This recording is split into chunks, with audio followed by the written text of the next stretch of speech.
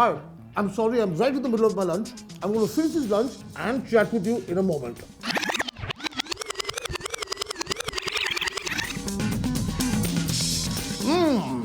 Now that I've finished my lunch, hello and welcome to the foodie. Now, all of us like something a little sweet after our meals. In fact, I like a little something sweet after my lunch. I also like a little something sweet after my dinner. I also like a little bit something sweet between my lunch and dinner. And before lunch, after dinner, during breakfast, like all of you out there, I love my sweets, especially Indian sweets. This episode is dedicated to Indian sweets. So come along with me as we go and discover the greatness of Indian sweets.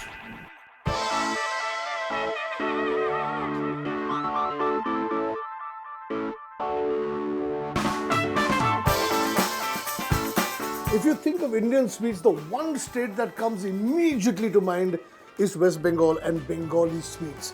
And if you can't go to Kolkata, the best place to get them then is at Sweet Bengal.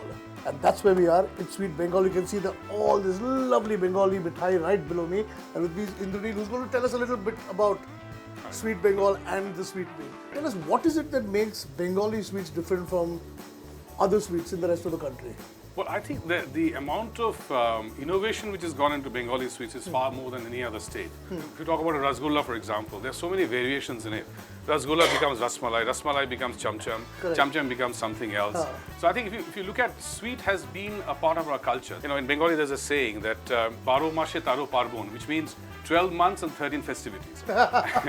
and this festivity essentially is beginning to the end is mithai is a part of it. Yeah. Mithai is something which is perhaps everywhere you go. Part and parcel every hour of a Bengali's life. Absolutely. And Rasgulla is something that has now become, is no longer Bengali. It's everybody's. Everybody loves it. Absolutely. Yeah? But the Rasgulla is a very interesting, how do you say, mithai, you know.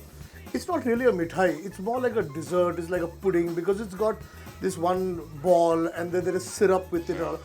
Why don't you try the baked rasgulla? That's a variation on the. Oh, so we've got the rasgulla, which he's very simplified the method of making by saying that you take chenna, it's of a certain consistency, you boil it in sugar syrup, and it's done. But it's a little more complicated than that.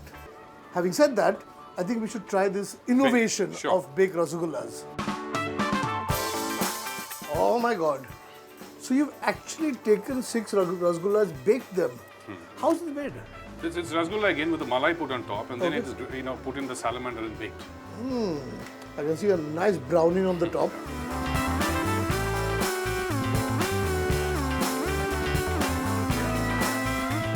Oh, this is very interesting. It's really nice.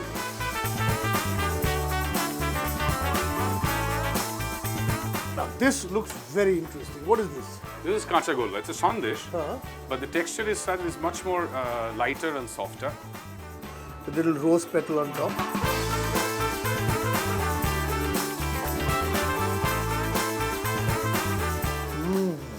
It's like silk pieces. Yeah. No? Very nice. But they're not very sweet. Yeah, that's another thing which we do. Like we have taken the sweetness down because everybody doesn't like so much of sweet. Well, if you try 2 of these, now I think we should just indulge in a few spattering from here and there. Couple of these, couple of those, couple of these, couple of those. Let us do that quickly. Come on. All right. So now, one by one, I know this. This is Mishti Doi, one of my favorites. Okay. What is all this and why are they in 2 different things? See, this has got Noren gur, which is date palm jaggery, and there's rasmalai is made with that. Oh, this is a sandesh which is made with that, and this one has got another sandesh, but it has got raw date palm jaggery inside it, so that gives you. So let's start with this. Okay.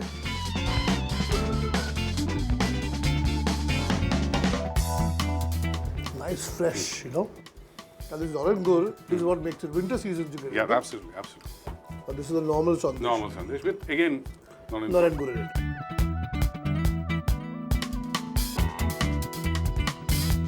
And you know, for some reason when you eat this sandesh, you don't think of it as overindulging in sweet. You think you're not going to put on weight. I mean, you may, but you think you're not going to put on weight.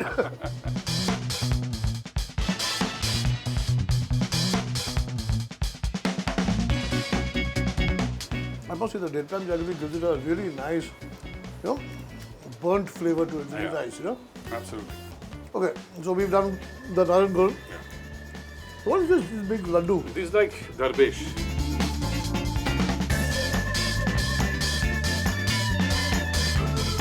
Very nice. Lovely. This is the chocolate sandesh I was talking about. We've put chocolate, start putting chocolate now in the sandesh.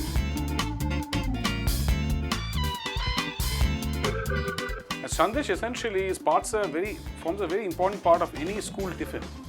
Really? Yeah, In Bengal? In Bengal.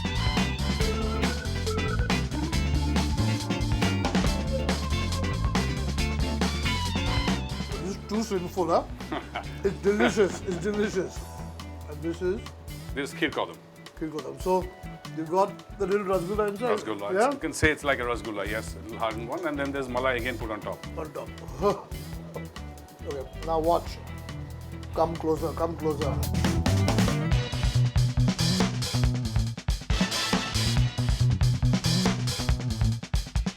Rasgulla inside, malai outside. It's so good. But you know something? After everything, my lovely sweets are. My favorite remains the Very. dahi.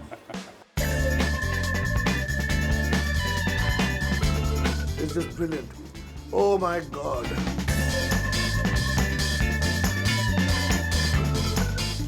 So I think this has been a great beginning to my day with Indian sweets. Thank you, Nidhi, very Thank you so much. Thank you for Yeah. having me. And well, we have to eat a little more sweet.